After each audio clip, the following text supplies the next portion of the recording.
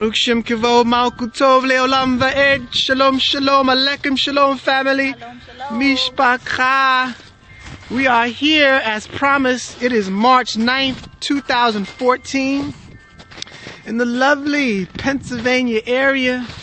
And we're here to start a series of videos called Returning to the Land.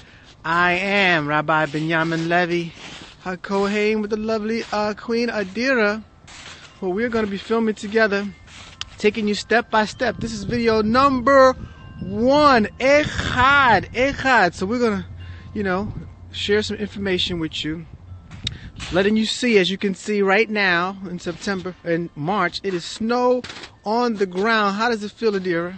It's cold. It might be about 20 degrees, 25 degrees. 36 degrees right now.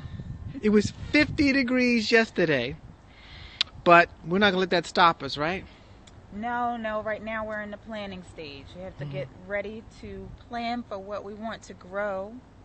So Yes. We're going to give you some instructions on how to do that step by step. And we are 5 weeks out from Passover, Pesach.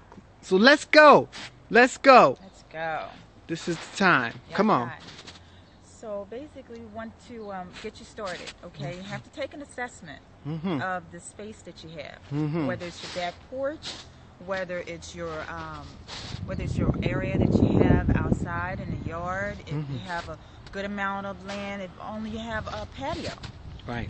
We want to give you step-by-step instructions This is on beautiful. what to do and how to just make an assessment, figure out what you want to grow. Okay, so you can grow things from hanging baskets. You can grow things from platforms on your patio and just get a flat of dirt and just grow it like that. You can grow things out in your yard in pots.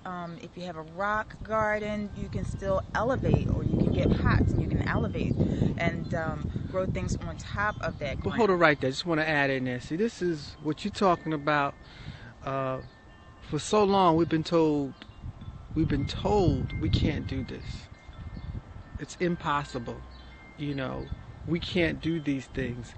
But we're here to tell you and show you what you can do it and why it's important. Before we get into the details, why isn't it important that we do this, Adira? Well, it's really important that you learn how to grow your own food, because you want to get away from prepared foods as much as possible. You want to get away from those box foods and those containers of juices and things like that contain so much sugar or what they call as alternative sweeteners. You want to get away from things like that and get back into nature, get back into the ground. Take back your heritage, reintroduce your culture to yourself and to your family, because there's a lot of goodness in it. We're Hebrews. Come on. We're not meant to eat everything. And right now we're eating everything, and we're reaping what we sow. Basically, we are, at the top of diabetes, the charts with heart disease, Alzheimer's. Israelites? It's taking a toll on us, because we're not connected anymore. We're an agrarian society. We're an agrarian culture. And we've lost that connection with the earth. We were brought from the earth. We need to reintroduce ourselves to that relationship that we have with the earth, so that we can flourish and, we can maintain our Absolutely. our Record me for a minute. heritage. Yeah, this is what we want to say to you, family. Over the last year, we had the blessed opportunity to travel the world. And we went to the Holy Land, Eretz Israel, went to the Caribbean, Barbados, and we've seen some beautiful land. But we want to tell you today how important it is to return to the land. Because in that returning, it's not just the food that we're growing here. You're going to reconnect back with the Most High, and we're not bashful to speak about that. This is where our source, our strength lies with the Creator. We have been disconnected on many levels to the Creator. This is one way that will allow you to reconnect. And guess what? Right where you are. That's the point here. You don't have to travel 10,000 miles to reconnect with the Most Just look around you wherever you are, you will see the Creator's hand. And so what we attempt to show you, and I will tell you, I'm an amateur. I'm learning from Queen Adira and others who know more than I. But I'm reaching out for the Creator to teach me what I need to know to better myself. So I just wanted to share that with you, to give you encouragement. You can do this. Right, Adira? Absolutely. When did you start farming? When did you start putting your hand back into the ground? When? Yes, tell them. Oh, that was many years ago. I Okay. couldn't even tell you. Maybe 15 years ago, something like that. Wow, okay. Yeah, so just I've always thought that if the Most High has given you an opportunity to grow something, if He's given you a little bit of land or if He's given you a little bit of dirt, our praise is not in our words. Our praise is actually in our deeds. Come on. So I've always thought that we should grow something. You know, it's just, you know, our it's an opportunity, and if we don't take advantage of it, it's like not thanking Him. You know, so in my praise and in my worship, I do certain things to show my appreciation. You know, and I always think that that's the most important thing, that the Most High wants to see your deeds, not necessarily listen to your words. Were So- you ever doubtful that you can do this? Well, no, because weeds grow. So if weeds grow, why can't, you know, edible foods grow?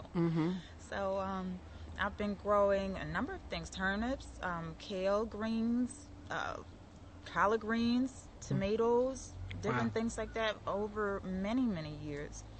And here in this garden, there's lots of herbs over here along the side of that garage. There's greens there. There's scallions over there underneath all the snow.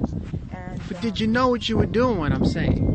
Were you scared? Did you know what you were doing when you started? No.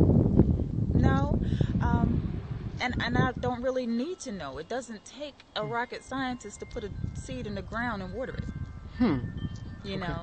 So you have to just do your But there is a science to it, isn't it? There's absolutely a science to it. There's absolutely a science to it, but it's more dedication on your part. You know, you go out there, you water it, you weed it.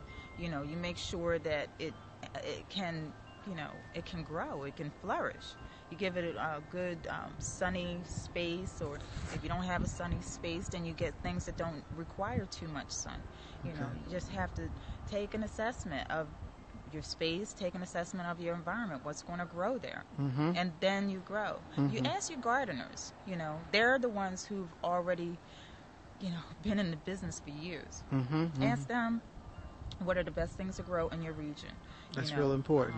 Yeah, that's very important. Like I like mangoes. Can I grow mangoes here? You cannot grow mangoes. No Why? mangoes? You cannot grow mangoes here. Why? Because this is not a tropical region. You have the tropical fruits, you know, like your star fruit, your mangosteen, your I don't know, your kiwi, your dragon fruit, different things like that. Those are tropical fruits, and they need a certain type of temperature. They need a certain type of environment. Okay. You know, they have to be in a moist, wet, warm environment constantly. We live in the 4 seasons over here in Pennsylvania area, so it's not very good. Okay, so here's the first lesson for today. Assignment you have to do: find out what grows in your neck of the woods. Yeah, and it's always good to know different things about you as a person also, whether or not you have asthma, do you have blood disorders, what types of foods you need, and you grow around basically what you need to consume so that you can stay healthy, because this is what this is all about. This is about taking charge or taking back control of the food that you consume. So what's better than going straight to the ground and getting it right from the ground and putting it on your plate? You know, so do you have books that can help us find out there are plenty of books what out plants there. to There are eat? plenty of books, but basically, you know if you have sinus problems, what you should be eating is what you should be growing rather is peppers, cayenne peppers. You should always have those around, different things like that, so that it can help clear your sinuses and relieve that inflammation. So Okay, excellent. So in our next taping, we're going to do just what Adira just said. We're going to show you, based on our research, what best grows right here. And we're going to start using that and putting that together. I want you to do the same, and we'll come with some more information, tips on how to get started. Again, we're 5 weeks out from the holy season. We wanted you to get you ready, take an assessment as we're doing here now, how much space we have, thinking about what we want to plant. I'm going to put it on paper.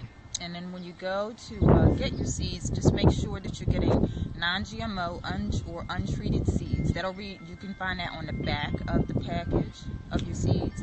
It'll say non-GMO or it'll say untreated. Those are the ones you want to get. And also you can get organically grown seeds. So that's always important. And organic dirt, do not get the Miracle-Gro because it's been mixed with different fortifiers, contaminants, and things like that you don't really want in your food. Okay. Excellent. Well, I'm excited. I'm ready to get going here. I know it is in like the last parts of winter, as you can see, but we have started on this task. So until the next time, peace, love, blessings. May the Most High keep you, sustain you. Love you. Shalom.